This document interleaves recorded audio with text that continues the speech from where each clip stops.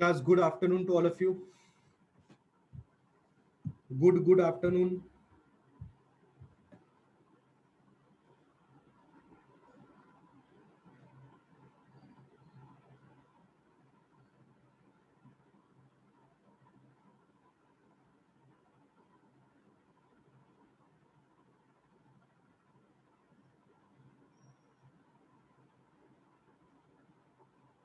Start करें.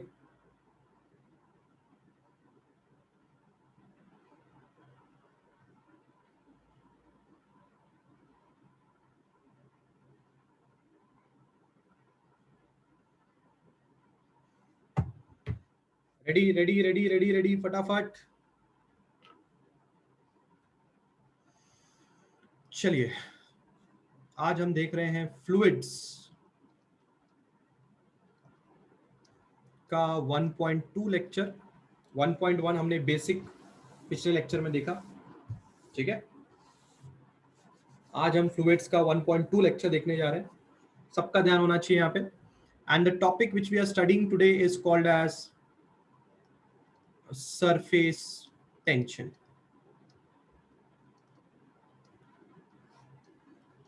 अ very very important topic, अच्छी तरह से बात को समझना, ठीक है। सरफेस टेंशन एक पानी की प्रॉपर्टी है जो कौन शो करता है, a liquid at rest, a liquid at rest shows property called क्या, सरफेस टेंशन। तो सबसे पहली और इंपॉर्टेंट बात आपने जो नोटिस करनी है वो ये है कि फ्लूइड्स में हम बात कर रहे हैं एक ऐसे लिक्विड की या कोई भी लिक्विड की जो रेस्ट पे होगा, वो बंदा एक प्रॉपर्टी शो करेगा जिसका नाम होता है सरफेस टेंशन, ठीक है। अब क्या है सरफेस टेंशन नाम की प्रॉपर्टी का मतलब, क्या है जरा इसको ध्यान से समझते हैं, ठीक है। सरफेस टेंशन का मतलब है a thin layer on the surface of the liquid.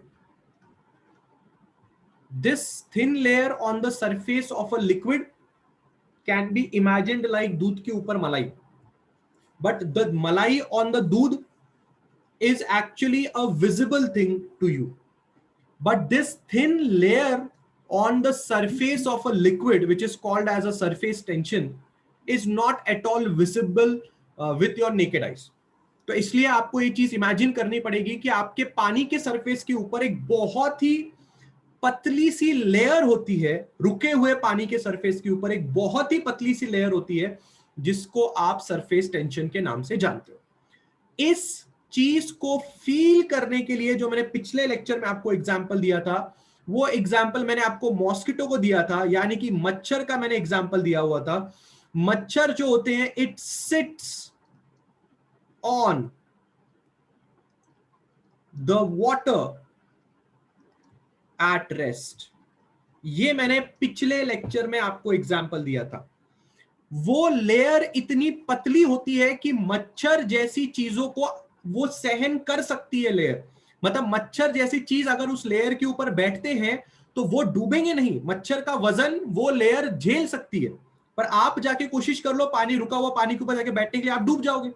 आप क्यों डूब जाओगे, या कोई पत्थर रख दो, क्यों पत्थर फ्लोट नहीं कर सकता? क्योंकि वो जो थिन लेयर है वो इतनी पतली होती है कि वो मच्छर जैसे लाइट वेट प्राणी का वजन झेल सकती है, या मच्छर के एग्स का वजन झेल सकती है।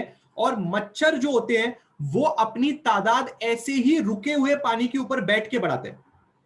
इसलिए डेंगू वेंगू का जब आप ऐड देखते हो तो वहां पे ये बोला जाता है कि भाई कहीं पे भी रुका हुआ पानी जमा होने ना दें, इससे मच्छर अपनी तादाद बढ़ाते हैं, डेंगू के मच्छर की पॉपुलेशन बढ़ती है और उससे डेंगू फैलता है। सो ये थिन लेयर सच में होती है, भले ही आपको दिखाई दे या नहीं दे। और मच्छर वाले एग्जाम्पल से इस थिन लेयर का आपको एक्सपीरियंस आ रहा होगा। The first and the foremost question that might hit your brain is why this thin layer is formed। हो सकता है आपके दिमाग में क्वेश्चन आए कि सर ये थिन लेयर जो पानी के ऊपर बनती है, रुके हुए पानी के ऊपर बनती है, ये क्यों बनती है? The first and foremost question आपके दिमाग में आ सकता है कि ये लेयर क्यों बनती है, या फिर आपके दिमाग में यही सवाल आ सकता है, इसी को अगर हम अलग तरह से लिखे तो आपके दिमाग में सवाल आ सकता है कि सरफेस टेंशन जैसी प्रॉपर्टी क्यों आती है। सरफेस टेंशन, या आप लिख सकते हो why liquid has surface tension. आ सकता है आपके दिमाग में ये भी डाउट, पर उसके पहले मैं आप लोग से ये पूछना चाहूंगा कि क्या सरफेस टेंशन क्या होता है, उसका एक छोटा मोटा आइडिया अपने दिमाग में आ चुका है? Everybody is comfortable with the surface tension का फिनोमेना। एक रुके हुए पानी के ऊपर एक बहुत ही पतली सी लेयर होती है जो हम चाह के भी नहीं देख सकते। बस इस लेयर का एक्सपीरियंस लेने के लिए हमें पानी के ऊपर बैठे हुए मच्छर को इमेजिन करना है। जो मच्छर पानी के ऊपर बैठता है उसके ऊपर अंडे भी देता है। तो ये तभी पॉसिबल है जब पानी उसको एक ऐसी थिन लेयर प्रोवाइड कर रहा है जिसके ऊपर मच्छर बैठ सकता है और जिसके ऊपर वो अपने अंडे भी दे सकता है। इसी थिन लेयर को आप सरफेस टेंशन का नाम देते हैं। क्या ये बात सब लोगों को समझ में आ रही है? गिव मी अ यस और know all of you, come on, come on, give me a yes और know all of you.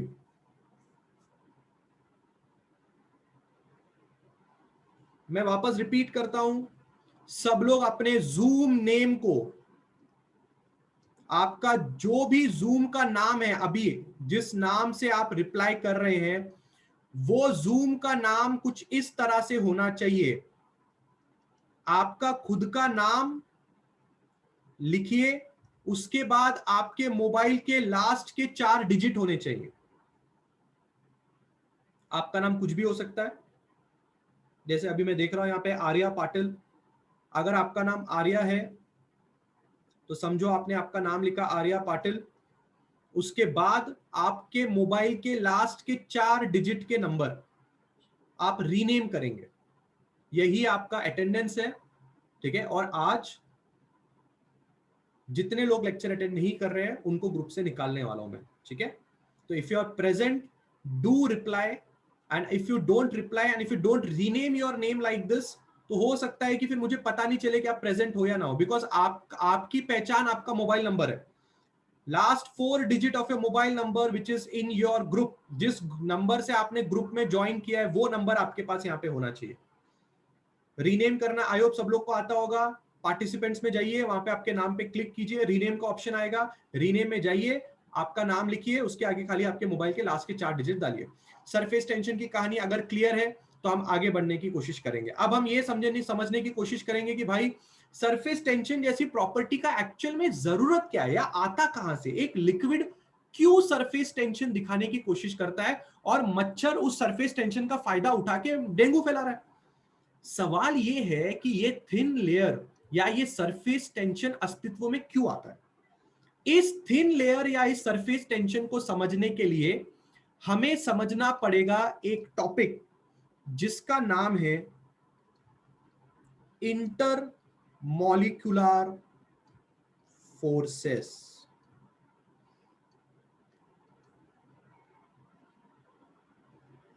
Inter molecular forces.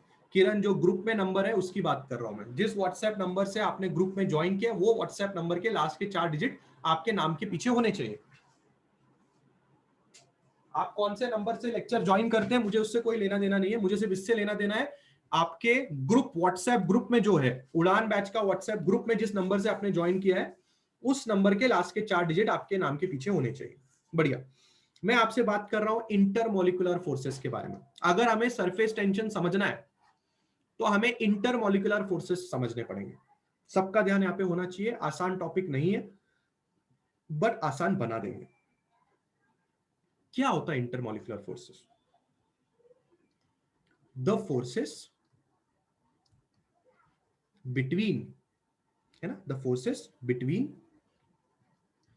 Molecules is called as intermolecular forces. And I think 12वीं class में आते आते इस word का आपने chemistry में यहां वहां अलाना फलाना जगह पे बहुत बार आपने इंटरमॉलिक्यूलर फोर्सेस के बारे में सुना होगा। जब आप बचपन में 7वीं 8वीं 9वीं 10वीं में पढ़ते थे तो हमें लिक्विड, गैसियस और सॉलिड के बीच का फर्क जब बताया जाता था बचपन में, तो हमें ऐसा बोला जाता था कि सॉलिड्स में इंटरमॉलिक्यूलर फोर्सेस बहुत ही तगड़े होते हैं, लिक्विड में थोड़े कमजोर होते हैं और गैसियस में तो बहुत ज्यादा कमजोर होते हैं। इसलिए सॉलिड में सारे के सारे मॉलिक्यूल्स एक दूसरे से बंधे हुए होते हैं, पास पास होते हैं, इसलिए सॉलिड बनता है। थोड़े दूर दूर हो जाए तो लिक्विड बनता है, ज्यादा ही दूर दूर हो गए तो गैस बन जाते हैं। पर क्या आपको पता है कि इंटरमॉलिक्यूलर फोर्सेस 2 प्रकार के होते हैं? एक इंटरमॉलिक्यूलर फोर्सेस का नाम होता है कोहेसिव फोर्स और दूसरे तरह के इंटरमॉलिक्यूलर फोर्सेस का नाम होता है एडहेसिव फोर्स। कोहेसिव फोर्स जो होता है वो सिमिलर मॉलिक्यूल्स के बीच में लगता है। जो सिमिलर मॉलिक्यूल्स होते हैं उनके बीच में कोहेसिव फोर्स लगता है, पर जो डिफरेंट मॉलिक्यूल्स होते हैं उनके बीच में अडेसिव फोर्स लगता है। ठीक है, जो डिफरेंट मॉलिक्यूल्स होते हैं उनके बीच में अडेसिव फोर्स लगता है। एग्जाम्पल के तौर पे हम कैसे बोल सकते हैं, चलिए एग्जाम्पल ले लेते हैं। ठीक है, सपोज कीजिए कि एक वाटर मॉलिक्यूल को एक दूसरा वाटर मॉलिक्यूल अपनी तरफ खींच रहा है। तो वाटर मॉलिक्यूल अगर वाटर मॉलिक्यूल को अट्रैक्ट कर रहा है, उसके ऊपर फोर्स लगा रहा है, तो इन दोनों फोर्सेस के बीच में जो इन दोनों के बीच में जो फोर्स लग रही है उसका नाम कोहेसिव फोर्स हो जाएगा। ठीक है, पर अगर हम एडेसिव फोर्स की बात कर रहे हैं, तो जैसे कि वाटर मॉलिक्यूल और एयर मॉलिक्यूल के बीच में लगने वाली फोर्स, इन दोनों के बीच में लगने वाली फोर्स कैसी हो जाएगी? इन दोनों के बीच में लगने वाली फोर्स हो जाएगी एडहेसिव फोर्स। हो सकता है किसी के दिमाग में डाउट आए कि सर पानी और एयर मॉलिक्यूल के बीच में क्यों फोर्स लगेगी? लगती है। दुनिया की हर एक चीज दूसरी चीज के ऊपर फोर्स लगाती है। दुनिया का हर एक मॉलिक्यूल दूसरे मॉलिक्यूल के ऊपर फोर्स लगाता है।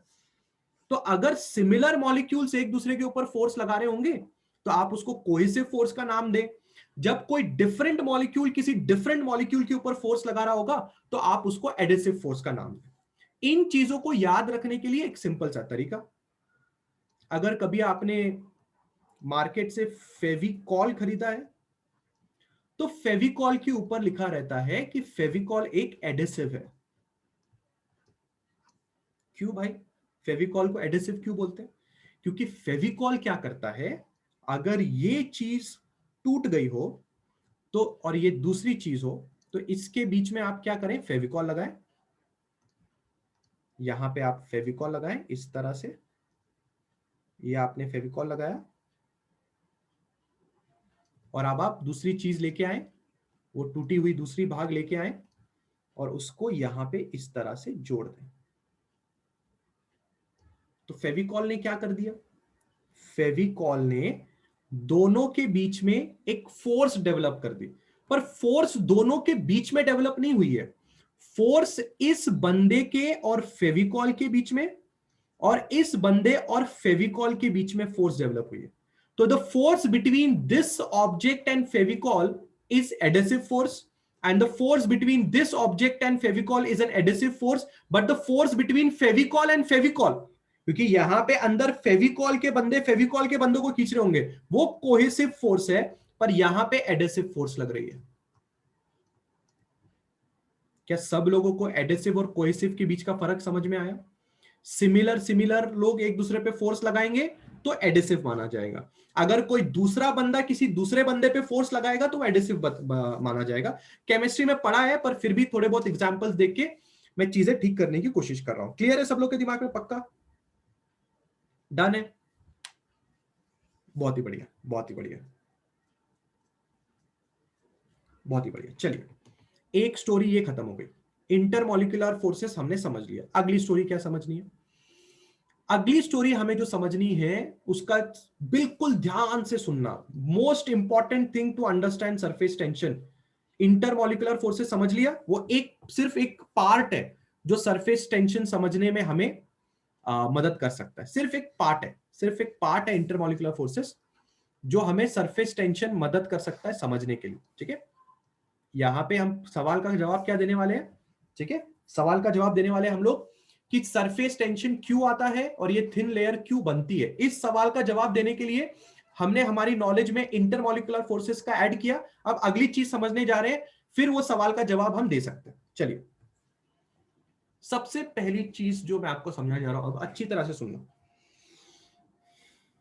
आपको पता है क्या, सब लोग ये कहते हैं कि liquids do not have shape. सब लोग ये कहते हैं कि लिक्विड्स के पास कोई शेप नहीं होता, और लोग ये कहते हैं कि liquids take the shape of the object in which they are kept. सुना होगा ना बचपन में आपने, ये सब बातें सुनी होंगी आपने। पर आप जानते हैं क्या, ये बात गलत है। दिस थिंग, गलत नहीं बोलूंगा, मैं बोलूंगा अधूरी बात है, और अधूरी चीज गलत ही होती है। समझो बात को, दुनिया का कोई भी लिक्विड है ना, वो अपने आप को स्फेरिकल शेप में रखना चाहता है। आप बोलेंगे सर क्या बात कर रहे हो? हाँ, आराम से मेरी बात को सुनना, और ये चीज आपको टेक्स्ट बुक में भी शायद ना मिले, इसलिए अच्छी तरह से खाली शांत बैठ के संडे का मजा लेते हुए आराम से मेरी बातों को सुनना। At the end of the lecture you will be the master of surface tension. कोई आपको हिला नहीं पाएगा सरफेस टेंशन से, इसलिए आराम से मेरी बात सुनना, ठीक है? क्या बोल रहा हूं मैं आपको? मैंने पहले आपको क्या बोला? मैंने पहले आपको बोला कि लिक्विड के पास कोई शेप नहीं होता, सब लोग ने एग्री किया। फिर मैंने बोला कि लिक्विड वो शेप ले लेता है जिस ऑब्जेक्ट में आप उसको रखते हैं, सब लोग ने एग्री कर लिया, ठीक है? पर मैं आपसे क्या बोलने की कोशिश कर रहा हूं? मैं आपसे ये बोलने की कोशिश कर रहा हूं कि लिक्विड जो होते हैं वो अपने आप को एक स्फेरिकल शेप में रखने की कोशिश करते हैं। इस कोशिश में जो सबसे ज्यादा सफल लिक्विड होता है वो मर्क्यूरी होता है। क्या बोला मैंने?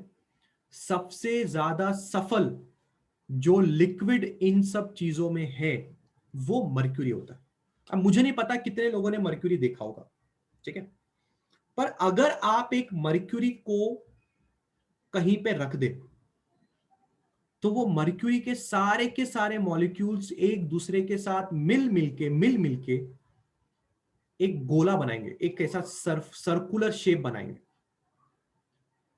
हर लिक्विड, पानी भी ले लो, पानी भी यही करना चाहता है। पर आप बोलोगे सर मैंने पानी जमीन पे फेंका, मुझे तो वो स्फेरिकल शेप लेता हुआ नहीं दिखा। मैं जानता हूं कि पानी स्फेरिकल शेप लेता हुआ नहीं दिखेगा, पर वो कोशिश करता है। कभी भी आप पानी को जमीन पे फेंक के देखेंगे, पानी इस तरह से रहता है।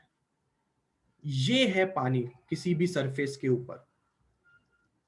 कोशिश देखो, कोशिश कर रहा है ये बंदा सर्कुलर बोल रहा हूं, स्फेरिकल शेप लेने की ही कोशिश कर रहा है, पर कोशिश नाकाम है। पर कोशिश कर तो रहा है। पर अगर मैं वही किसी सरफेस के ऊपर मर्क्यूरी फेंक दूं ना, ऐसा दिखेगा मर्क्यूरी। ये देखो, this is water and this is mercury. मैं रिपीट करता हूं, आई रिपीट। जो मैंने बोला मैं उसको लिख के रिपीट करता हूं कि मैंने क्या बोला। एवरी liquid wants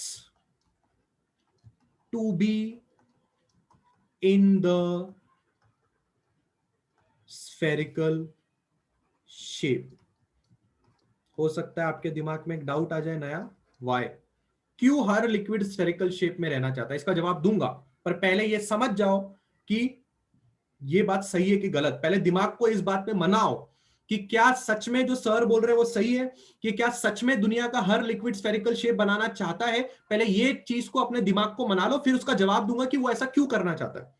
अगर आप पानी को जमीन पे फेंकेंगे, या पानी को आप कहीं पे भी फेंकेंगे, तो आप देख सकते हैं कि वो स्फेरिकल शेप ही बनाने की कोशिश करेंगे। जैसे अभिषेक ने अभी एक और एग्जाम्पल दिया, रेन ड्रॉप्स का उन्होंने एग्जाम्पल दिया। Yes, rain drop spherical shape में ही होते हैं, नीचे आते आते थोड़े बड़े हो जाते हैं, इसलिए स्फेरिकल जैसे नहीं दिखते, ठीक है?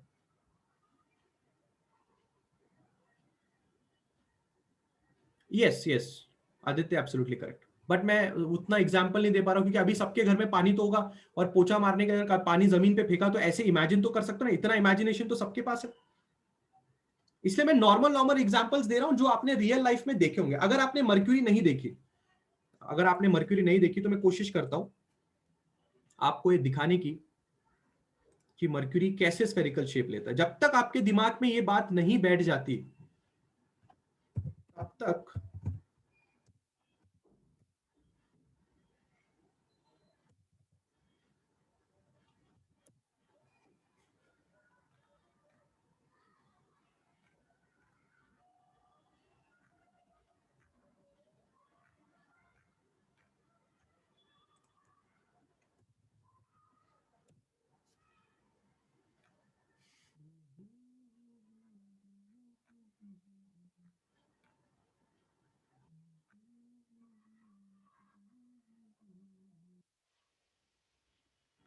सबसे बेस्ट मर्क्यूरी लेता है।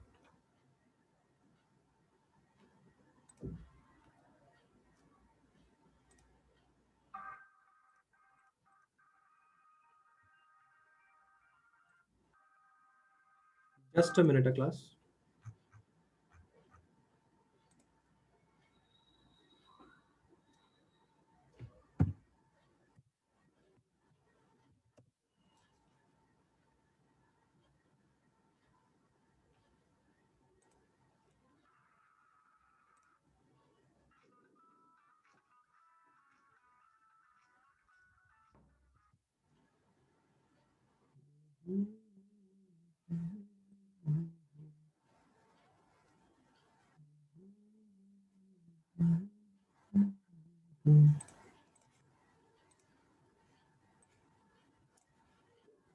I hope everybody is able to see a screen here.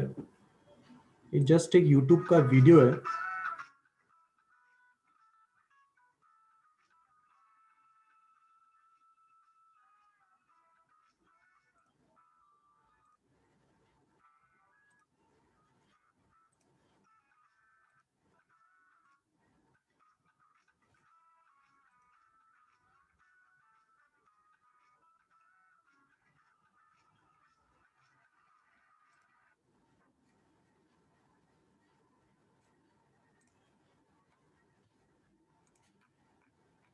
अभी तो उसने हाथ में मर्क्यूरी डाला था, कहाँ गया रे बाबा।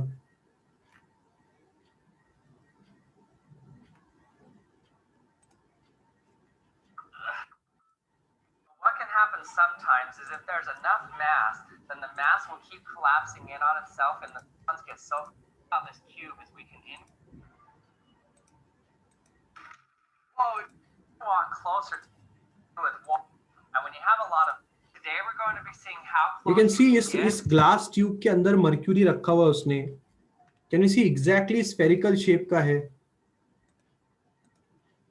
What I want is you to see कि मर्क्यूरी अगर किसी के हाथ में होता है ना, तो वो हाथ वाला मर्क्यूरी परफेक्ट स्फेरिकल शेप तो नहीं दिखेगा, पर अगर किसी के हाथ में मर्क्यूरी है ना, तो आपको वो दिखेगा कि वो चीज कैसे अपने आप को बांध के रखती है।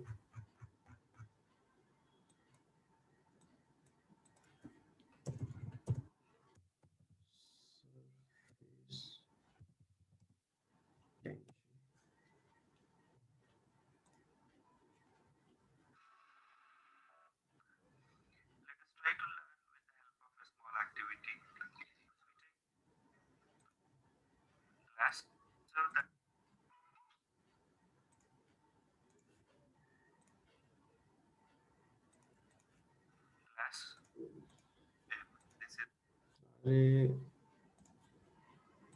जब मिलना होता है तब कुछ नहीं मिलता।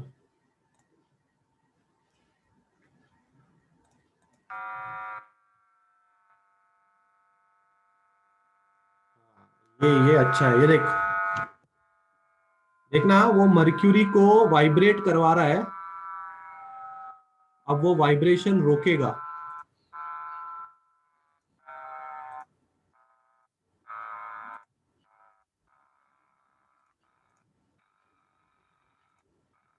कितना भी मर्क्यूरी को हिलाओ, ये देखो, ये इनिशियली मर्क्यूरी है, गोला बना के है, गोला बना के ये मर्क्यूरी है। अभी वो इसको वाइब्रेट करवा रहा है, देखो कितना भी वाइब्रेट कराओ, वो बंदा सर्कुलर शेप में ही अपने आप को बना के रखता है। ये देखा,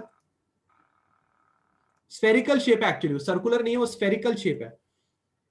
दिखा दिखा दिखा, थोड़ी बहुत फीलिंग आ रही है कि नहीं आ रही है? मैं क्या बोलना चाह रहा हूं सबको समझ में आ रहा है क्या?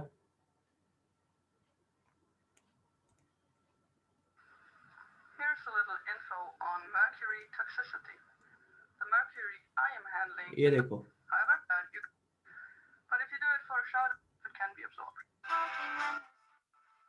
ये देखो उसके हाथ में मर्क्यूरी, देखो जब वो गिरता है मर्क्यूरी प्लेट में, देखो कैसा गोला बना रहा है, दिख रहा है?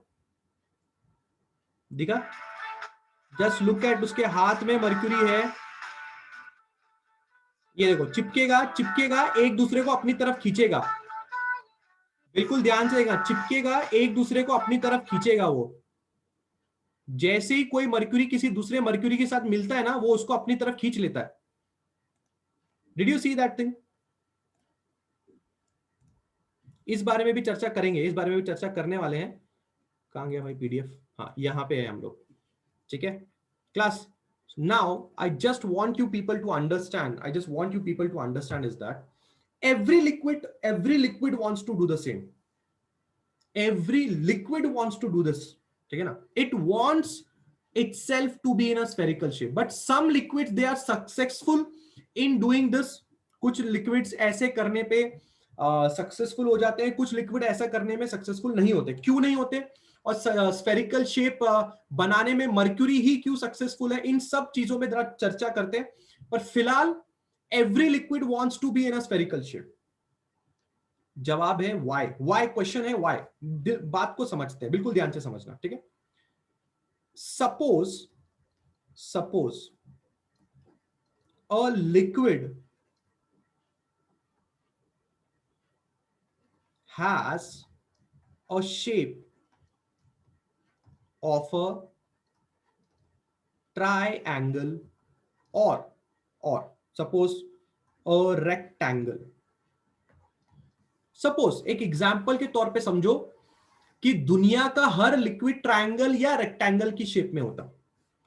तो जब कोई चीज अपने आप को ट्रायंगल या रेक्टेंगल की शेप में लाके रखती है, तो तुम्हें पता है क्या, ट्रायंगल में ये जो कोने हैं, ये कोने बनाना कोई आसान काम नहीं है.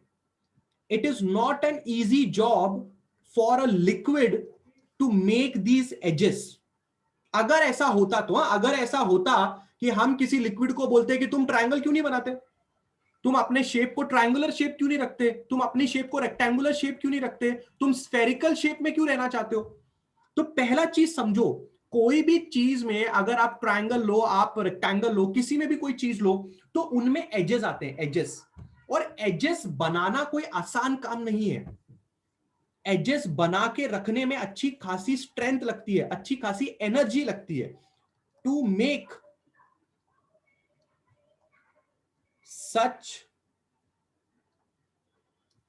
edges it requires a lot of energy. ऐसी आसानी से आप कभी भी उठे छुटे कहीं के एजेस नहीं बना सकते. पहली बात तो ये. दूसरी बात स्फेरिकल शेप का, ये तो पहली बात हो गई. दूसरी बात, आप जानते हैं क्या, स्फेरिकल शेप बनाने में सबसे कम लेस सरफेस एरिया लगता है. आपको पता है दुनिया की सबसे कम सरफेस एरिया वाली जगह कौन सी है? दुनिया की सबसे कम सरफेस एरिया वाली जगह स्फेरिकल शेप्स है. अब आप सोच रहे होंगे कि सर दुनिया के सारे लिक्विड स्फेरिकल शेप बनाना चाहते हैं, तो पहले तो आपने यह समझाया कि ट्रायंगल और रेक्टेंगल क्यों नहीं बनाना चाहते. ट्रायंगल और रेक्टेंगल इसलिए नहीं बनाना चाहते क्योंकि एजेस बनाने में ज्यादा एनर्जी का खर्चा होता है, lot of energy is required. और किसी भी लिक्विड के पास उसकी खुद की एनर्जी तो होती नहीं है. बिकॉज अगर आपको पता होगा तो जो एनर्जी होती है, एनर्जी ना तो आप क्रिएट कर सकते हो, ना तो आप क्रिएट कर सकते हो, और ना तो आप डिस्ट्रॉय कर सकते हो. ठीक है. एनर्जी जो होती है, किसी भी चीज के पास जो एनर्जी आती है, वो किसी ना किसी फॉर्म से कन्वर्ट होके आती है, किसी ना किसी फॉर्म से क्या होती है, कन्वर्ट करके आती है. ठीक है. तो every liquid has some energy. हर एक लिक्विड के पास, उसके पास कुछ ना कुछ एनर्जी होती है. The liquid uses this energy to form a shape. Liquid इस एनर्जी का इस्तेमाल करता है और वो एक शेप बनाने की कोशिश करता है. If the liquid tries to take a triangle or rectangle, then a lot of energy will be used. Hence, liquids do not try to shape them as triangle or rectangle और anything जिसके पास edges होंगे, क्योंकि edges बना के रखने में, edges सोच के देखिए, आपको एक लिक्विड को बोलना है कि तुम एज बनाओ, लिक्विड को बोलना है कि तुम ऐसा एज बनाओ, मुश्किल है। ये एज बनाने में बहुत एनर्जी लगती है, और लिक्विड खुद ही कह रहे हैं कि यार हमारे पास कुछ एनर्जी है। वैसे भी वो एनर्जी हमारी खुद की नहीं है, वो एनर्जी हमें सराउंडिंग से मिलती है, क्योंकि एनर्जी क्रिएट तो नहीं कर सकते, कोई लिक्विड अपनी खुद की एनर्जी क्रिएट थोड़ी करता है, वो सराउंडिंग से एनर्जी लेता है, पर उस एनर्जी की मदद से वो अपने आप को एक शेप में लेके आना चाहता है। तो क्या कोई लिक्विड अपने आप को एक ट्रायंगल या रेक्टेंगल का शेप देना चाहेगा जिसमें एजेस बनाने की कोशिश करेगा? वो बोलेगा पहले से ही एनर्जी खुद की नहीं है, हम कहीं और से एनर्जी बोरो करते हैं, कोई एनर्जी हमें देता है, हम एनर्जी क्रिएट नहीं कर सकते, तो हम क्यों ट्रायंगल या रेक्टेंगल बनाए, या हम क्यों ऐसा कोई शेप बनाए जिसमें एजेस बनाने की जरूरत पड़े? This is the first reason liquids edges बनाने की कोशिश नहीं करते, मतलब रेक्टेंगल या ट्रायंगल बनाने की कोशिश नहीं करते। तो लिक्विड क्या बनाने की कोशिश करते हैं? अगर एजेस नहीं बना सकते तो लिक्विड क्या बनाने की कोशिश करते हैं? लिक्विड्स मेक कैसा शेप? स्फेरिकल शेप, क्योंकि उसमें एजेस नहीं होते। स्फेरिकल शेप मतलब आपके क्रिकेट का बॉल। पर स्फेरिकल शेप का एक और फायदा है, एजेस ना होना एक स्फेरिकल शेप का फायदा है, स्फेरिकल शेप का एक और फायदा है, इसका जो सरफेस एरिया होता है, लेस सरफेस एरिया, ये स्फेरिकल शेप का सबसे बड़ा फायदा है। अब लेस सरफेस एरिया होने से क्या फायदा मिलेगा हमें, जरा इसके बारे में हमें समझना है। अभी सबसे पहले आपको एक चीज समझ में आ गई होगी कि एजेस बनाने में टाइम वेस्ट करके लिक्विड मतलब नहीं रखते। लिक्विड को पता है कि यार एजेस बना के ज्यादा एनर्जी का खर्चा होता है, मैं क्यों एजेस बना के रहूं, मैं नहीं एजेस बनाने वाला, मैं अपने आप को स्फेरिकल शेप बनाने वाला हूं। बट स्फेरिकल शेप बना के नो एजेस के साथ साथ एक और बहुत बड़ा फायदा है, लेस सरफेस एरिया का फायदा है। मैं आपको छोटा सा एग्जांपल देता हूं लेस सरफेस एरिया को समझने के लिए। सपोज कीजिए आप एक बड़ा घर और एक छोटा घर कंपेयर करें। एक बड़े घर को साफ करने के लिए ज्यादा एनर्जी की जरूरत पड़ेगी और एक छोटे घर को साफ करने के लिए कम एनर्जी की जरूरत पड़ेगी। मेरा बोलने का मतलब क्या है, जरा मैं बिल्कुल ध्यान से समझाता हूं, ठीक है? बिल्कुल ध्यान से समझना, बिल्कुल ध्यान से समझना। अगर आपके पास ये दो एग्जाम्पल समझने का कैपेबिलिटी है तो आप समझ जाओगे कि लेस सरफेस एरिया से क्या होता है।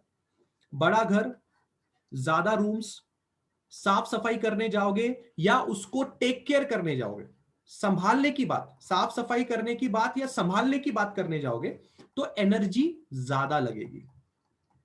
छोटा घर, उसका टेक केयर करने जाओगे तो एनर्जी कम लगेगी। बड़ा घर का सरफेस एरिया ज्यादा होगा,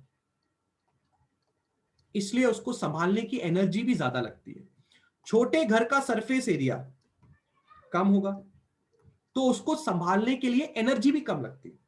अगर लिक्विड अपने आप को स्फेरिकल सरफेस बना के रखते हैं, लिक्विड अगर अपने आप को कैसा बना के रखते हैं, स्फेरिकल सरफेस बना के रखते हैं, तो स्फेरिकल सरफेस का जो सरफेस एरिया होता है, स्फेरिकल शेप का जो सरफेस एरिया होता है, वो दुनिया में सारे के सारे शेप्स में सबसे कम सरफेस एरिया होता है। आप दुनिया का कोई भी शेप उठा लो, रेक्टेंगल, ट्रायंगल, सर्कल, वर्कल, जो भी उठा लो, सब शेप्स में से सरफेस एरिया स्फेरिकल शेप का सबसे कम होता है। और अगर स्फेरिकल शेप का सरफेस एरिया कम होता है तो ऐसे शेप को बनाए रखने में the energy required to maintain a spherical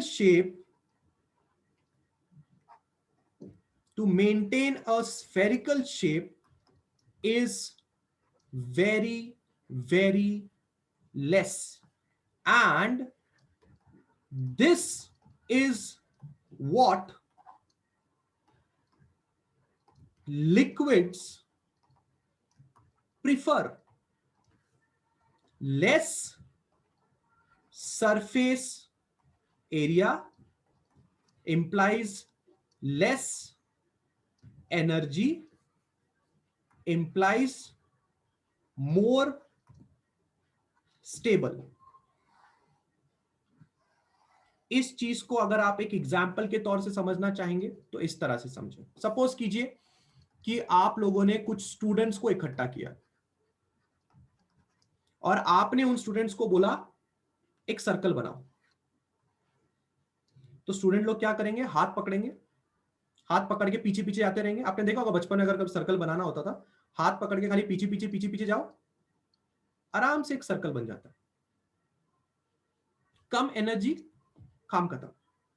अब आप उन्हीं स्टूडेंट्स को बोलो एक रेक्टेंगल बना के दिखाओ।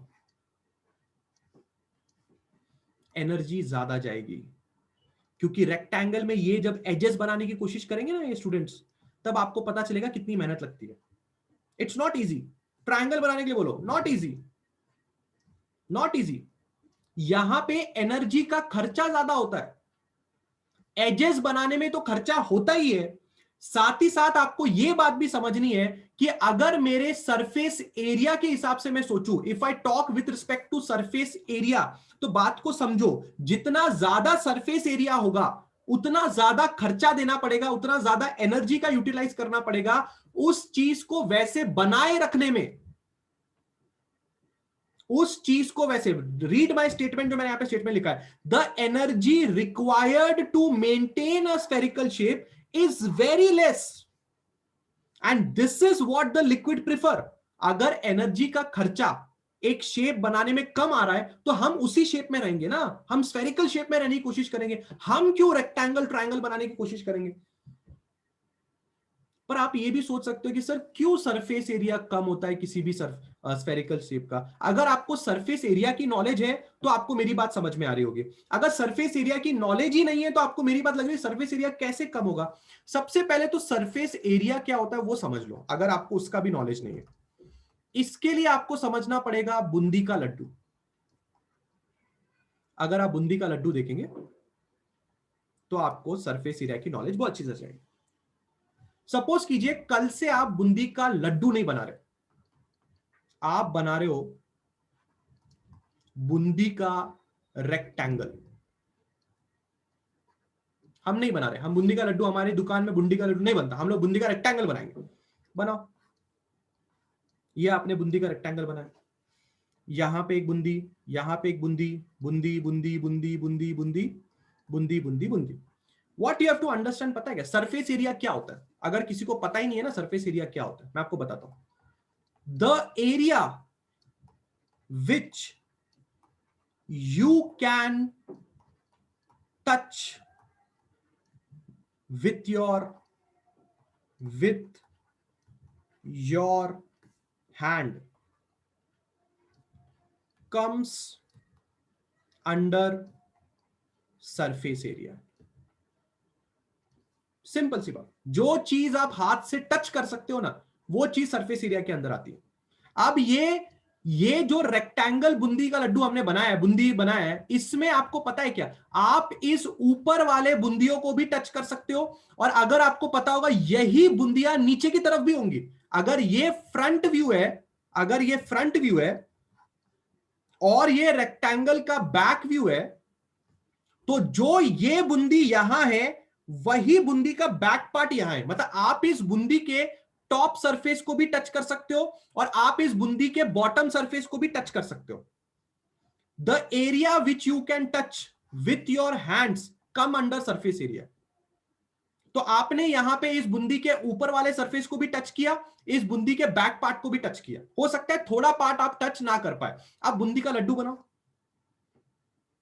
अब बूंदी के लड्डू में क्या होता है पता है क्या? आप बूंदी के लड्डू में सिर्फ और सिर्फ उन्हीं बूंदी को टच कर सकते हो जो सरफेस पे होते हैं, और सरफेस पे जो बूंदी होते हैं उनको भी पूरा टच नहीं कर सकते आप। ऐसी ऐसी चीजें समझा रहा हूं जो बेटा अच्छे अच्छे लोगों को ना दिमाग खराब करवा देती है। अच्छी तरह से देखो, कोई टेंशन मत लो, सिर्फ मेरी सारी बातों को समझो। ये है मेरा बूंदी का laddoo. Ready all of you? अगर मैं आपसे पूछूं इस बूंदी के लड्डू में आप क्या टच कर सकते हो, पहली बात तो आप अंदर वाली बूंदियों को टच ही नहीं कर सकते। कलर लेके आते हैं, बहुत कलर है अपने पास। इसको टच कर सकते हो, इसको टच कर सकते हो, कर सकते हो इनको टच? बोलो। ये जितने भी लोगों को मैं ब्लू पार्ट में मैं शेड कर रहा हूं, बोलो इन लोग को तुम टच कर सकते हो? एक बूंदी के लड्डू में can you touch these things? तुम्हें इस बात की फीलिंग चाहिए ना कि एक स्फेरिकल सरफेस का सरफेस एरिया क्यों कम होता है, वही समझा रहा हूं। समझो, टच कर सकते हो इन ब्लू वाले शेडेड लोगों को? टच कर सकते हो तुम? नहीं कर सकते, नहीं कर सकते। इन ब्लू वाले शेडेड लोगों को तुम टच नहीं कर सकते। और दूसरी बात, सरफेस पे जो लोग हैं उनको टच कर सकते हो, हां, पर किसको टच कर सकते हो? सिर्फ इतना भाग, सिर्फ इतना भाग टच कर सकते हो, क्योंकि आधा भाग तो बूंदी के लड्डू के अंदर है।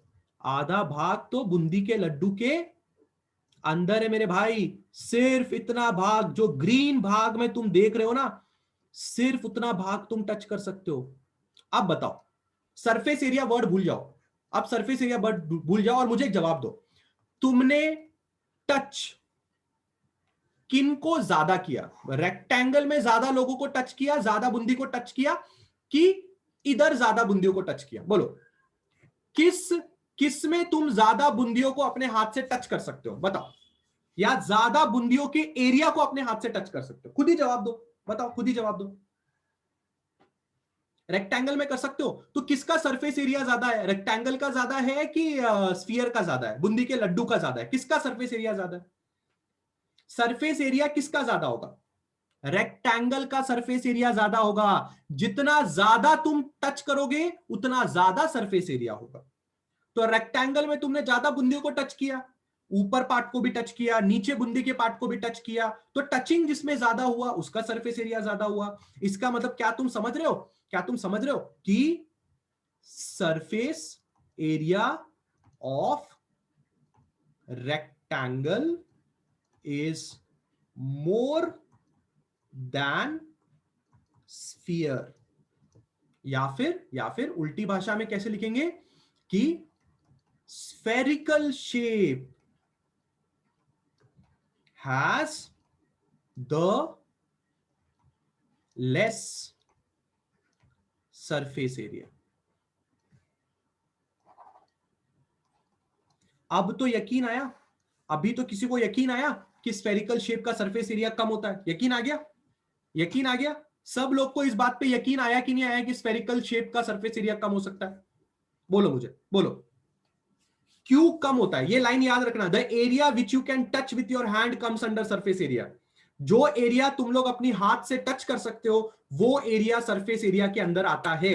अगर कोई बंदा अपने आप को स्फेरिकल शेप में ले लेता है तो स्फेरिकल शेप में उसका सरफेस एरिया घट जाएगा। और अगर तुमने अपने आप को स्फेरिकल शेप में रख लिया बेटा, अगर तुमने अपने आप को स्फेरिकल शेप में रख लिया तो तुम्हारे को सबसे बड़ा फायदा क्या होगा पता है क्या?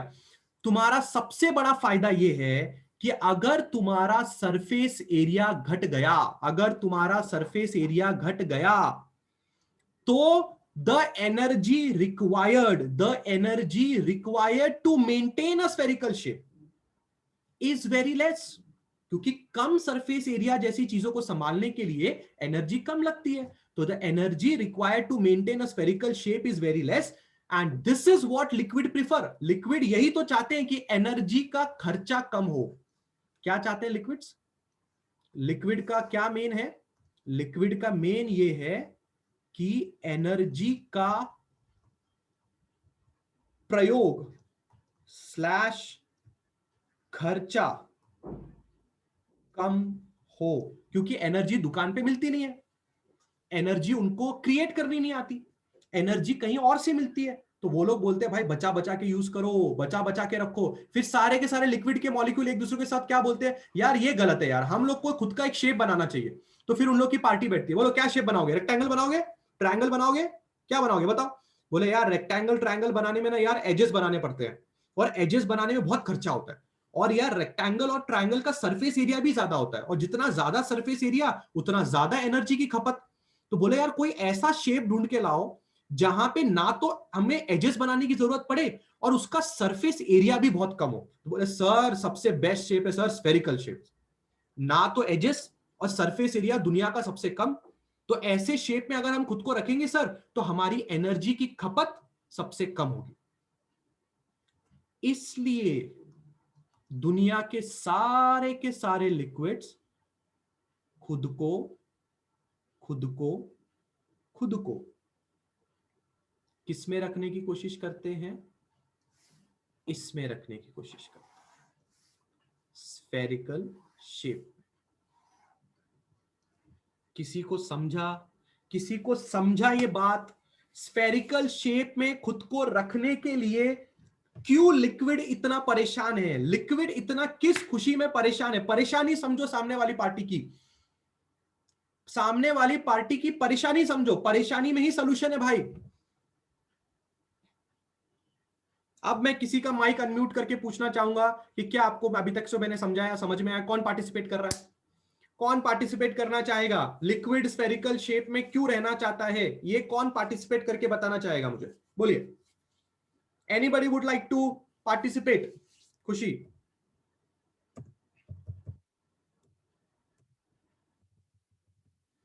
खुशी मिश्रा, खुशी सिंह, खुशी सिंह, हाँ यस खुशी। Hello sir. Hello yes hello sir. खुशी, मेरा सवाल आपसे ये है यस। कि आप एक लिक्विड हो, क्या हो आप? लिक्विड। ठीक है, तो अभी आप भी लिक्विड हो, मैं भी लिक्विड हो, और हमारे सारे सहपाठी लोग भी लिक्विड है। मैं आप लोग का नेता हूं, ठीक है। तो मैं आपसे एक परेशानी शेयर कर रहा हूं, मैं अपने सभा से ही परेशानी शेयर करूंगा क्योंकि मैं राजा हूं। तो मैं ये बोलना चाहता हूं खुशी कि प्रॉब्लम ये है कि हम सभाती में आता, हम लोग लिक्विड है, पर यार हमें एक शेप की जरूरत है ना, हमें क्या किसकी जरूरत है, शेप की जरूरत है। शेप की। तो फिर हमारे बहुत सारे लोगों का, हमारे जो सहपाठी लोगों का है, उनका सजेशन ये था कि सर रेक्टेंगल बना लेते हैं, सर ट्रायंगल बना लेते हैं, सर स्फीयर बना लेते हैं, सर ये बना लेते हैं, सर वो बना लेते हैं। तो एज अ टीम मेंबर आप क्या चाहोगे, हम लिक्विड प्रजाति के लोग क्या क्या हमें शेप लेना चाहिए? Sir sphere. क्यों? Sir because it has less surface area and less surface area and और उसके पास सर एजेस भी नहीं होते। तो लेस सरफेस एरिया से हमें क्या फायदा होगा? सर लेस सरफेस एरिया की वजह से हमें कम एनर्जी प्रोवाइड करनी पड़ेगी। किसको? सर हमारे वाटर मतलब वाटर मॉलिक्यूल को बाइंड करने के लिए, एक दूसरे को अट्रैक्ट करने के लिए वो लोग बहुत ही लेस एनर्जी प्रोवाइड करेंगे, जिसकी वजह से वो एक अच्छे तरीके से वो बाइंड हो सके। अच्छा, मतलब वो शेप मेंटेन करने के लिए कर सकते हैं। यस सर, शेप शेप, मतलब मेंटेन कर स्फेरिकल सकते हैं। शेप मेंटेन करके रखने के लिए हमें कम एनर्जी खर्चा करनी पड़ेगी क्योंकि सरफेस एरिया कम है, बराबर। Yes sir. अच्छा, और एजेस को लेके क्या क्या, एजेस को लेके, एजेस बनाने में क्या ज्यादा एनर्जी लगती है? Sir yes sir. अच्छा, थैंक यू सो मच खुशी, thank you so much. So class, आपने देखा कि हमें ये समझ में आया कि दुनिया का हर लिक्विड खुद को स्फेरिकल शेप में मेंटेन करके क्यों रखना चाहता है। पर मेरे पास और एक सवाल है, और मेरे पास जो और एक सवाल है वो बहुत ही खतरनाक सवाल है कि अगर दुनिया का हर लिक्विड स्फेरिकल शेप बना के रखना चाहता है तो सिर्फ मरक्यूरी ही क्यों सफल होता है स्फेरिकल शेप बनाने में, है ना। अगर दुनिया का हर लिक्विड स्फेरिकल शेप बना के रखना चाहता है तो सिर्फ मर्क्यूरी ही क्यों सफल होता है स्फेरिकल शेप बनाने में? और वाटर स्फेरिकल, या मैं बोलूं वाटर परफेक्ट स्फेरिकल शेप क्यों नहीं बना पाता? सवाल तो वैलिड है। क्या बोलते हो आप लोग, सवाल वैलिड है कि नहीं? जवाब छोड़ दो, जवाब छोड़ दो, सवाल वैलिड लगा क्या? सवाल वैलिड लगा क्या? सवाल वैलिड लगा क्या कि मर्क्यूरी ही क्यों फिर इतना अच्छा खासा स्फेरिकल शेप बनाता है? अगर दुनिया के सारे सारे लिक्विड स्फेरिकल शेप बनाने के पीछे भाग रहे हैं, हाँ, तो ये मर्क्यूरी ही किस खुशी में अच्छा वाला स्फेरिकल शेप बनाता है, वाटर क्यों नहीं बना पाता? इसका जवाब छुपा हुआ यहां, इसका जवाब छुपा हुआ यहां। कहां? इसका जवाब छुपा हुआ है यहां। कहां? इंटरमॉलिक्यूलर फोर्सेस में। और इंटरमॉलिक्यूलर फोर्सेस में जवाब छुपा हुआ है कोहेसिव फोर्सेस के अंदर। कहां छुपा हुआ है? कहां छुपा हुआ है? कोहेसिव फोर्सेस के अंदर। जवाब यह है कि cohesive forces of mercury are very very strong as compared to water। माने तो क्या? माने तो क्या? बोले तो क्या? बोले तो ये कि अभी थोड़ी देर पहले हम लोगों ने कोहेसिव फोर्सेस पढ़ा। क्या होता है कोहेसिव फोर्सेस? जब एक बंदा खुद के ही बंदों को अपनी तरफ खींचता है, बराबर है, यही है ना कोहेसिव फोर्स, है ना? मतलब मर्क्यूरी का एक मॉलिक्यूल मर्क्यूरी के दूसरे मॉलिक्यूल को इतने तगड़े तरीके से खींचता है, इतने तगड़े तरीके से खींचता है कि वो स्फीयर बनाने में कामयाब हो जाते हैं। जब तुम एक दूसरे को अपनी तरफ बहुत तगड़े तरीके से खींचोगे, यानी कि कोहेसिव फोर्स तुम्हारे में तगड़ा होगा, तभी तो तुम स्फीयर बना पाओगे। पर पानी के केस में ऐसा नहीं होता। पानी का कोहेसिव फोर्स इतना कमजोर होता है।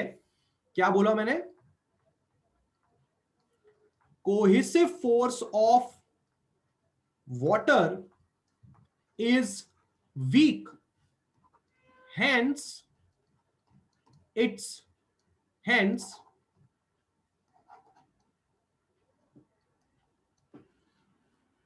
it is not able to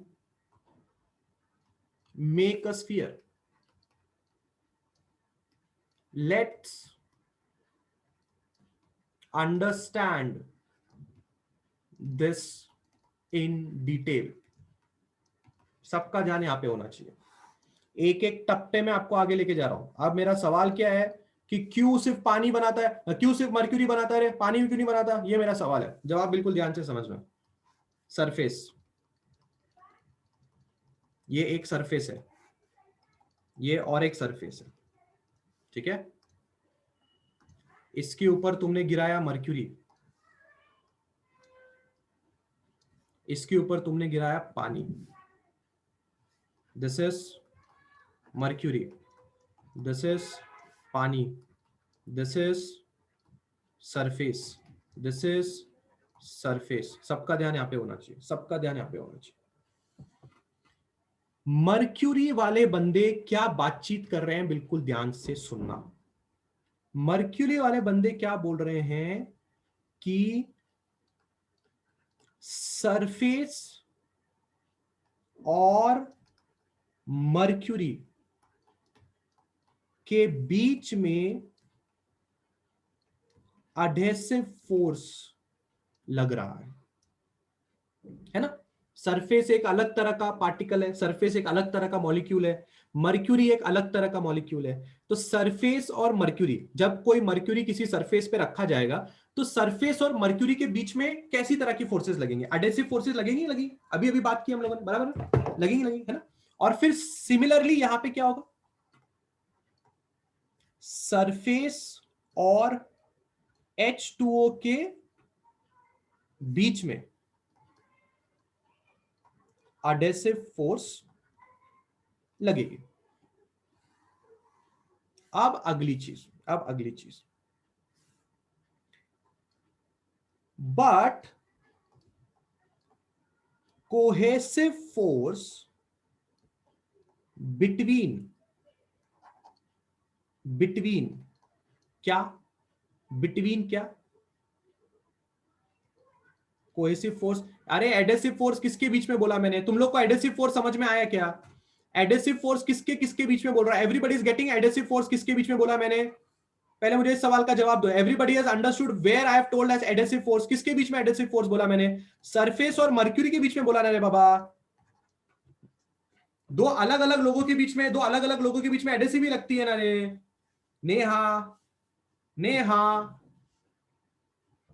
surface और मर्क्यूरी, सरफेस और पानी, सरफेस और मर्क्यूरी हो या सरफेस और पानी हो, एडेसिव ही लगेगा ना मेरे भाई।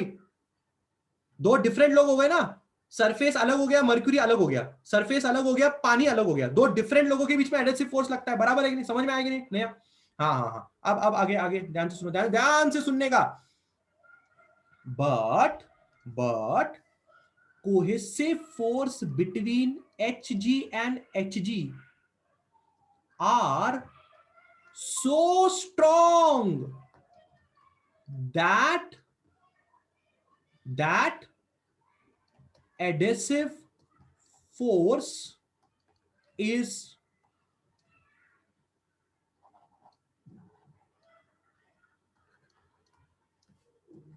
does not act on them. Adhesive force does not act on them, इसलिए मर्क्यूरी क्या बना लेता है? स्फीयर बना लेता है। अब जरा दूसरी तरफ आओ, दूसरी तरफ आओ। बट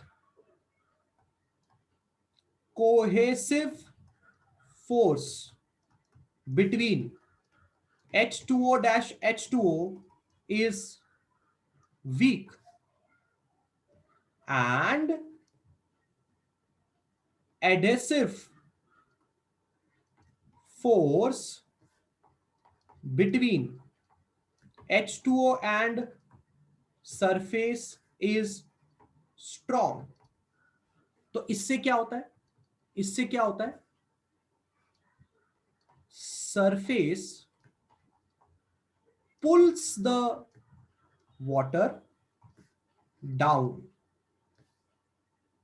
इससे क्या होता है? Surface pulls the water down. इससे क्या होता है?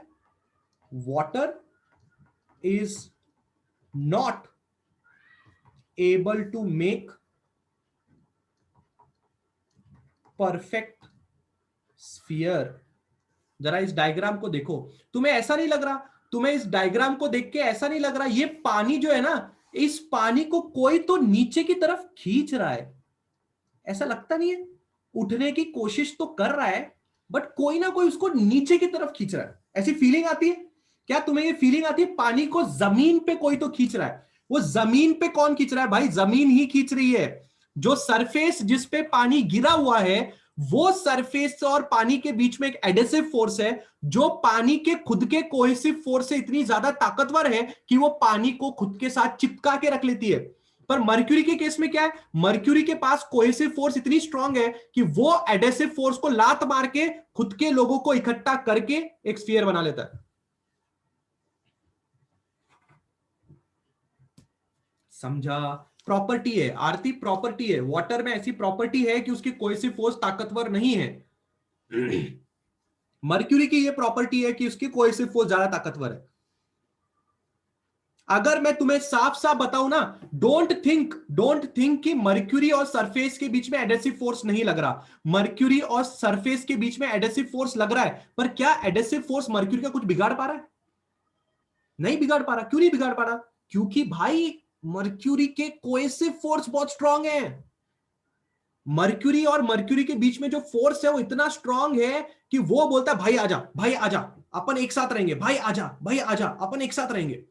और इस चक्कर में सब लोग मेल मिलाप करके एक स्फीयर बना लेते हैं। पर वाटर के केस में ऐसा नहीं होता। समरी क्या है? समरी क्या है? Cohesive force greater than adhesive force, और यहां पे adhesive force greater than cohesive force. इसलिए इस दुनिया के सारे लिक्विड क्या नहीं कर पाते, स्फेरिकल सरफेस नहीं बना पाते। समझा? समझा? किसी को समझा? ये समझा? सबसे पहले मैंने तुम्हें ये समझाया कि दुनिया का हर लिक्विड स्फेरिकल सरफेस क्यों बनाना चाहता है, वो मैंने पहले समझाया। फिर मैंने तुम्हें यह समझाया कि दुनिया का हर लिक्विड स्फेरिकल सरफेस क्यों नहीं बना पाता और कुछ लोग ही बना पाते हैं, यह भी सवाल हो गया। ठीक है, आगे बढ़ू? आगे बढ़ू? Everybody is okay with this? Done done done, ठीक है। अब पता है कि क्या हुआ? अब पता है कि क्या हुआ? अब ये हुआ, सर सरफेस टेंशन किधर है?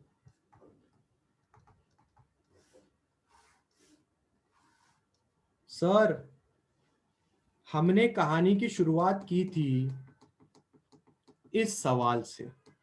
किस सवाल से? ये सवाल से। अब से तकरीबन 1 घंटे पहले ये सवाल था सर। क्या सवाल था? Why thin layer, why surface tension. Sir आपने बातों बातों में पहले तो हमें इंटरमॉलिक्यूलर फोर्सेस पढ़ा दिया है, वो बता दिया वो कोहेसिव होते हैं, एडेसिव होते हैं। फिर आप चले गए कि दुनिया का हर लिक्विड स्फेरिकल शेप बनाना चाहता है। क्यों बनाना चाहता है, कैसे बनाना चाहता है, एजेस का लफड़ा समझाया, ज्यादा सरफेस एरिया होने से क्या नुकसान होगा वो समझाया। फिर आपने ये समझाया कि दुनिया का हर लिक्विड सच में स्फेरिकल शेप क्यों नहीं बना पाता, क्योंकि सर किसी किसी में कोहेसिव फोर्स स्ट्रांग होती है तो वो लोग बना लेते, जिसमें नहीं होती नहीं बना पाते। पर सर सरफेस टेंशन किधर है? Where is surface tension? Topic का नाम तो सरफेस टेंशन था। अगर तुम्हें ये सब चीज समझ गई तो सरफेस टेंशन तुम्हें इसीलिए तो समझ में आ जाएगा। अगर तुम्हें ये सब चीज समझ गई है तो अब तुम सरफेस टेंशन देखते हो कैसे 5 मिनट में समझते हो। 5 मिनट में ज्यादा बोल दिया मैंने, बिल्कुल ध्यान से देखो। ये एक डब्बा, इसमें पानी, ठीक है, पूरा पानी भर दिया। सबका ध्यान यहाँ पे ना, लास्ट के 10 मिनट ऐसा मजा आ जाएगा, तुमको लगेगा कि भाई खत्म है सरफेस टेंशन। ठीक है, इसके अंदर पानी के मॉलिक्यूल्स, ठीक है, बहुत सारे होंगे, बहुत सारे होंगे। सबके शेप एक जैसे बनाना, मेरे से थोड़ा ऊपर नीचे बन रहे हैं पर आप समझ जाना। ठीक है, बहुत सारे मॉलिक्यूल्स। ठीक है, पानी ले रहा हूं मैं, पानी ले रहा हूं, बहुत सारे मॉलिक्यूल्स। ठीक है,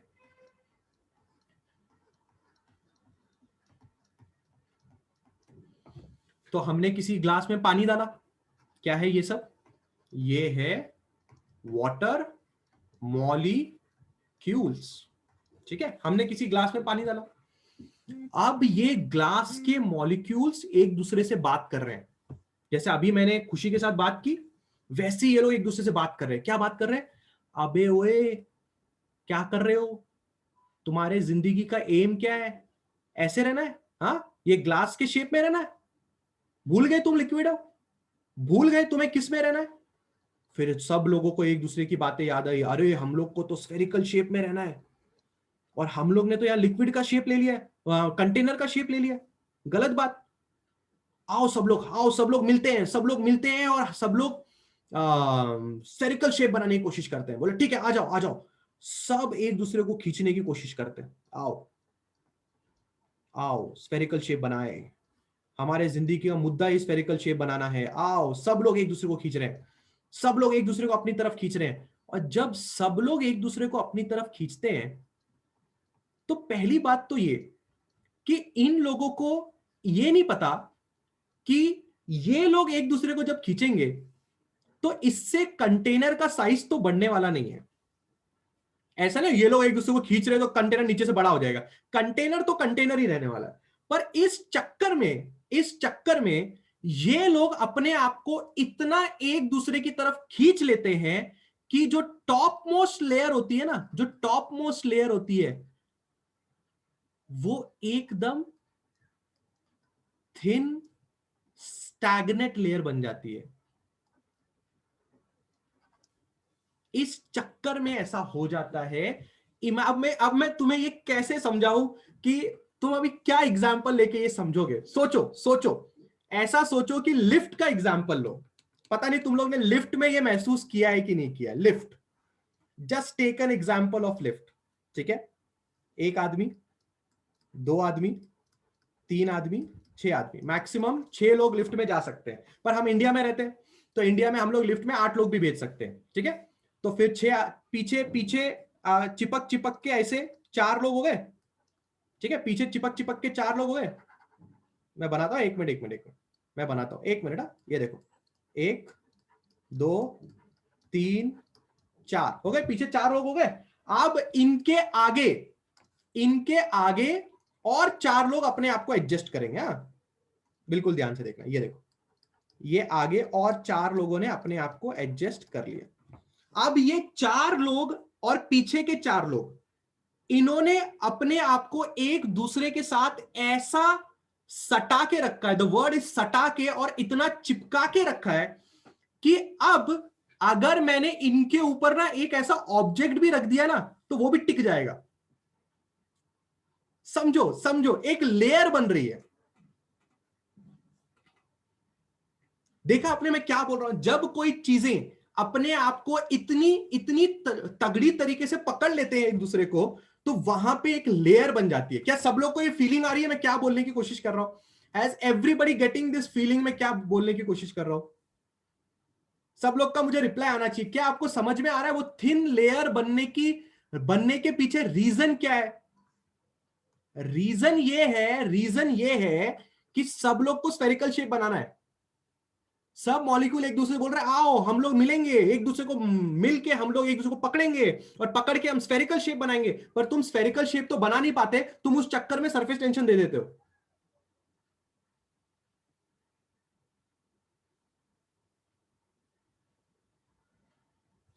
reply reply, are you understanding this or not? सब लोगों का रिप्लाई आना चाहिए, are you understanding this or not? पूरा समझ में आ रहा है, थोड़ा समझ में आ रहा है, क्या समझ में आ रहा है पहले मुझे वो बताओ।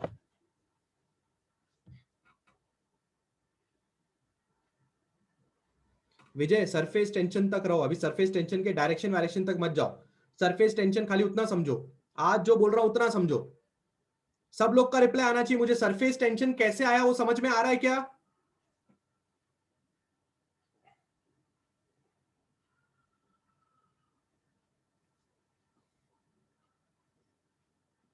क्लियर है?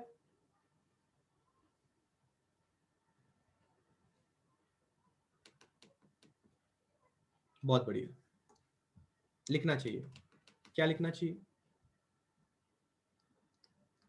सारे मॉलिक्यूल्स एक दूसरे को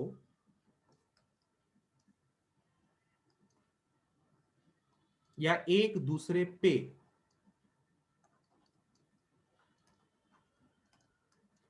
इंटरमॉलिक्यूलर फोर्स लगाते हैं। अगर वाटर मॉलिक्यूल एक दूसरे को अट्रैक्ट नहीं करेंगे तो क्या सरफेस टेंशन नहीं बनेगा? खुशी खुशी, वाटर मॉलिक्यूल एक दूसरे को अट्रैक्ट क्यों नहीं करेंगे बेटा? यस यस, ये जो नाम है ना, सदीचा खड़े 3963, एक नंबर बात बोला है। सदीचा खड़े ने क्या लिखा है चैट सेक्शन में आपको बताता हूं। वो स्फेरिकल शेप बनाने की कोशिश करते हैं पर स्फेरिकल शेप बना नहीं पाते, और उस चक्कर में वो सरफेस टेंशन दे देते हैं।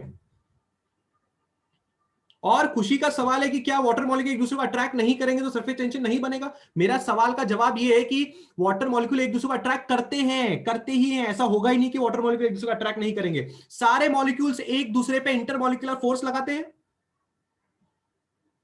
ताकि वो लोग एक क्या बना सके, स्फेरिकल शेप बना सके, राइट? और सुखी जीवन व्यतीत कर सके। बराबर?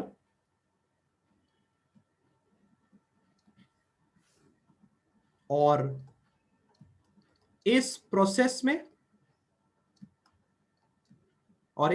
में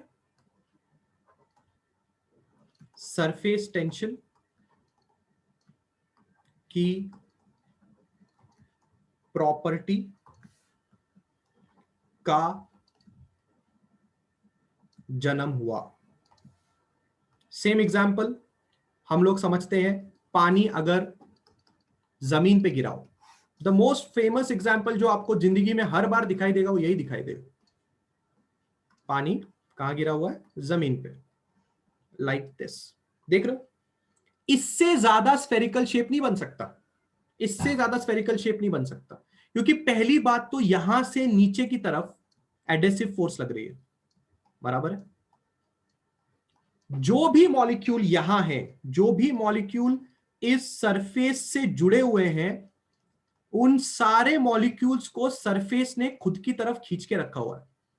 क्योंकि सारे मॉलिक्यूल्स को क्या बोल रहा है? सारे मॉलिक्यूल्स को बोल रहा है, अबे एडेसिव फोर्स हूं मैं, तेरे कोएसिव फोर्स से ज्यादा ताकतवर हूं, तुम कैसे मेरे को छोड़ के चले जाओगे? हम तुमको नहीं छोड़ेंगे। तो यहां पे एडेसिव फोर्स ने नीचे खींच के रखा है, और ये लोग स्फीयर बनाने के लिए इनको ऊपर खींचना पड़ेगा ना। स्फीयर बनाने के लिए ये ऊपर जाना चाहेंगे, तभी तो स्फीयर बनेगा, पर ऊपर जाने वाली फोर्स कमजोर है। तो अब ये चीजें पूरी फ्रीज हो गई हैं, ना तो ये ऊपर जा सकती है, ना तो और नीचे खींचा जा सकता है, फ्रीज हो गया। अगर फ्रीज हो गया तो ये क्या है? What is this? क्या है फिर ये बन गया एक थिन लेयर। क्या बन गया? ये एक थिन लेयर, और इसके ऊपर अब कौन बैठेगा? मच्छर। मैंने मुंह तोड़ देना है तुम लोगों का, मैंने मुंह तोड़ देना है। तुम लोग को समझ में आ रहा है? तुम लोगों को समझ में आ रहा है सरफेस टेंशन नाम की प्रॉपर्टी रुका हुआ पानी क्यों दिखाता है? हाँ या ना? सबको ये बात समझ में आ रही है कि रुका हुआ पानी सरफेस टेंशन नाम की प्रॉपर्टी क्यों दिखाता है?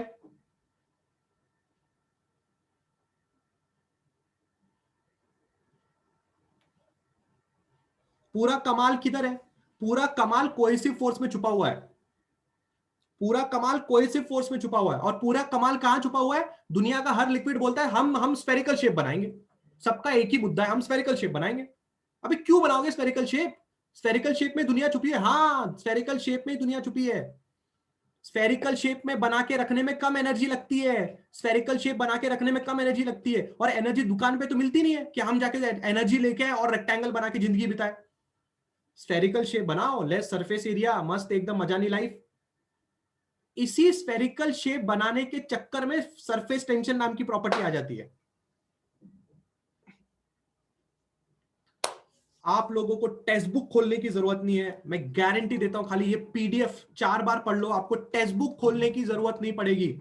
बस 4 बार अच्छे से ये पीडीएफ रीड करो 1.2, आपको टेक्स्ट बुक ओपन करने की जरूरत नहीं पड़ेगी। मैं लिख के देता हूं, हर चीज बताइए मैंने इसमें, हर चीज बताइए। नहीं बनेगा फातिमा, ऑयल और वाटर की डेंसिटी अलग अलग है, ऑयल ऊपर फ्लोट करेगा। डेंसिटी का भी कमाल होता है, डेंसिटी का भी कमाल होता है।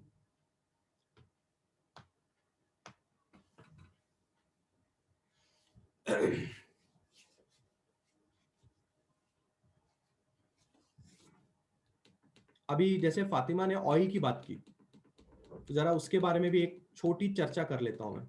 आपको पता है डेंगू रोकने का तरीका क्या है? अगर कहीं पे पानी जमा है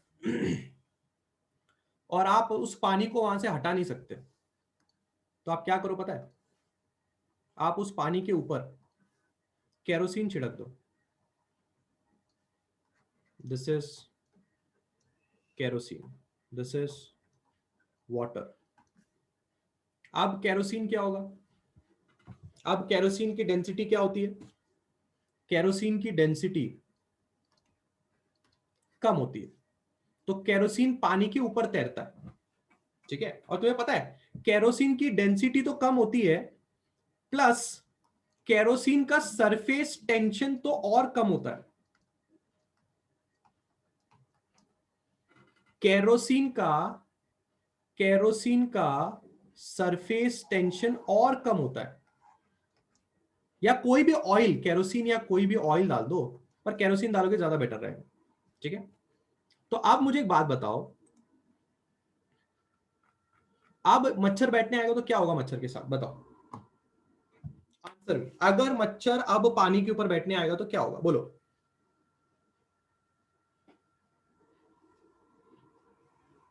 बोलो बोलो बोलो, अगर अभी मच्छर पानी पे बैठने आएगा तो क्या होगा?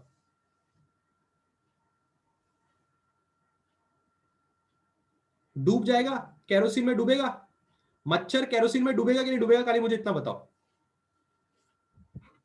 मच्छर केरोसिन में डूबेगा कि नहीं डूबेगा, ये बताओ। क्यों डूबेगा मच्छर केरोसिन में, क्यों डूबेगा? क्योंकि मच्छर का वजन ना केरोसिन का सरफेस टेंशन नहीं झेल सकता, पानी का सरफेस टेंशन झेल सकता है। पानी का जो सरफेस टेंशन है ना, वो इतना तगड़ा होता है कि वो मच्छर का वजन झेल सकता है, पर केरोसिन का सरफेस टेंशन मच्छर का वजन नहीं झेल सकता। ओ जी, मैं क्या समझ में आ रहा है?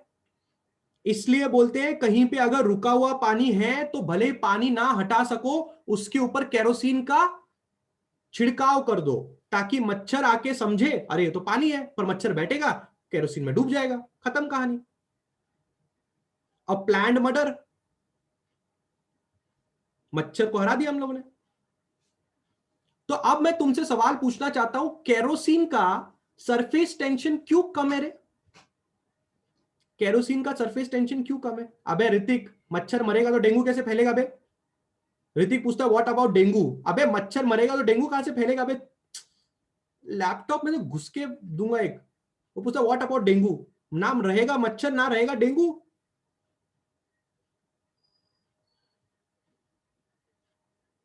समझा रे ऋतिक? अच्छा, मैं आपको पूछ रहा था कि केरोसिन का सरफेस टेंशन क्यों कम होता है। क्या लगता है आपको, केरोसिन के सरफेस टेंशन को कम होने के पीछे रीजन क्या होगा? What do you think? Come on come on come on, एक ही जवाब चाहिए मुझे, अच्छा वाला जवाब दो। आदित्य इतना मारूंगा ना, डेंसिटी कम है, ये समझाया मैंने अभी तक से पूरे लेक्चर में। कौन सी फोर्स, कौन सी फोर्स, कौन सी फोर्स कम है? अच्छे से जवाब दो, अच्छे से जवाब दो। कौन सी फोर्स? इंटरमॉलिकुलर का नाम नहीं सुनना मुझे, मुझे टोटल अच्छा आंसर चाहिए। हाँ, कौन सी फोर्स कमजोर है? कोहेसिव फोर्स कमजोर है। कोहेसिव फोर्स कमजोर, उसकी वजह से सरफेस टेंशन भी कमजोर। जैसे पानी मर्क्यूरी के आगे हार गया, वैसे केरोसिन पानी के आगे हार गया।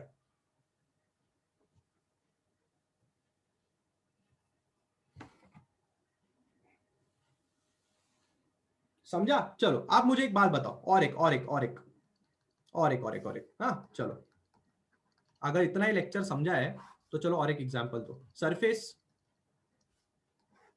सरफेस, यहां पे पानी, यहां पे ऑयल, ठीक है। तुम्हें मुझे यह बताना है कि अगर मैंने इस सरफेस पे पानी गिराया और अगर मैंने इस सरफेस पे ऑयल गिराया, तो दोनों में से कौन ज्यादा फैलेगा? फैलेगा, फैलेगा का मतलब समझता है? Do you understand? फैलेगा, स्प्रेड होगा। सरफेस पे कौन सी चीज ज्यादा स्प्रेड होगी, क्या लगता है तुम्हें, पानी की oil? Spread, spread, come on come on, देखते कितने लोग सही आंसर देते हैं। सरफेस पे कौन सी चीज ज्यादा फैलेगी?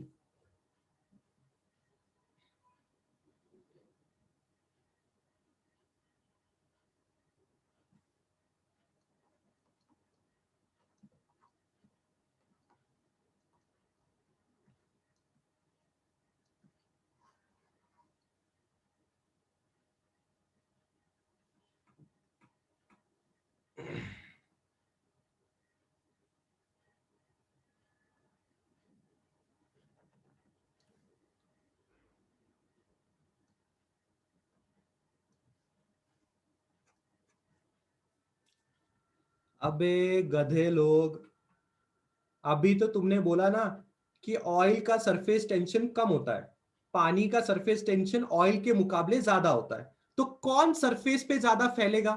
बता जरा मेरे को। फैलने का मतलब समझता है? फैलने का मतलब समझता है? कौन ज्यादा स्प्रेड होगा? तुम देखो ना, पानी पानी कितना अच्छा स्फीयर बनाने की कोशिश कर रहा है, वही ऑयल का स्फीयर देखो, ऑयल का स्फीयर तो ऐसा जैसे जमीन के साथ पूरा लिपट लिया हो, दिख रहा है? स्प्रेड होने का मतलब समझता है? स्प्रेड होने का मतलब समझता है? डू यू अंडरस्टैंड स्प्रेड होने का मतलब? चल चल, और एक चल, इस बार तुम सही जवाब दोगे, मुझे यकीन है, मुझे तुम लोग पे बहुत यकीन है। चल,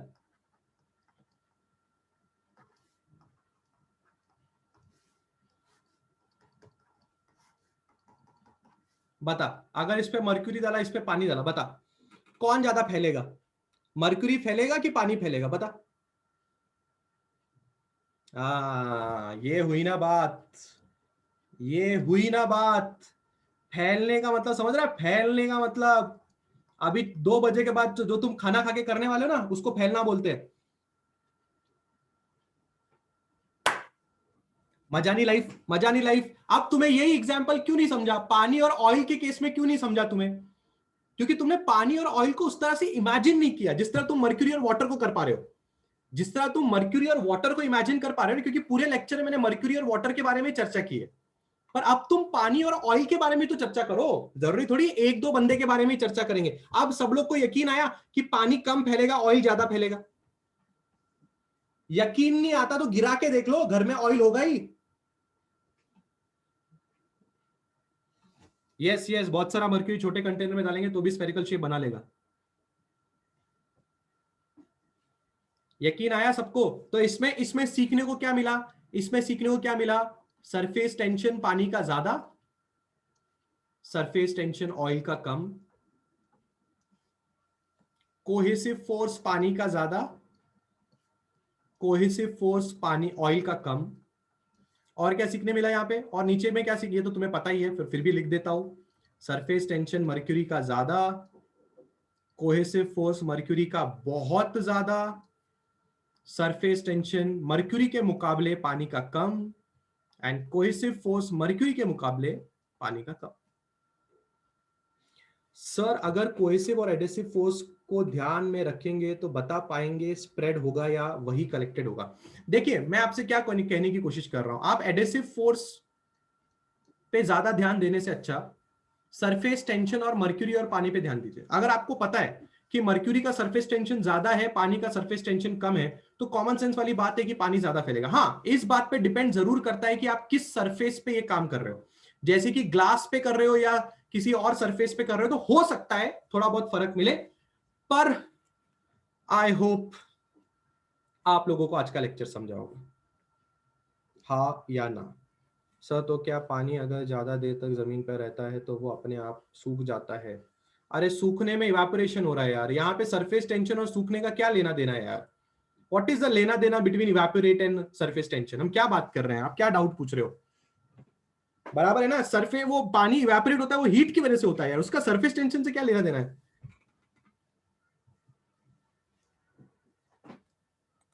ओ जी, मैं क्या डन है?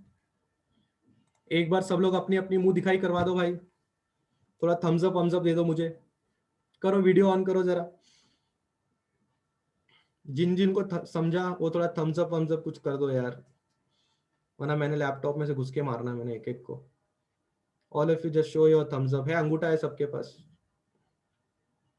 अरे विजय मेरा जैसा बियर्ड रखता है।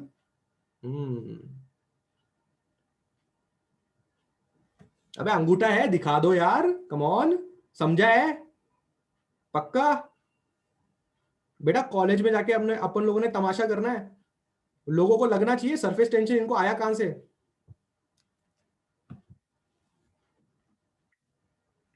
चलो चलो अंगूठा ऊपर करो।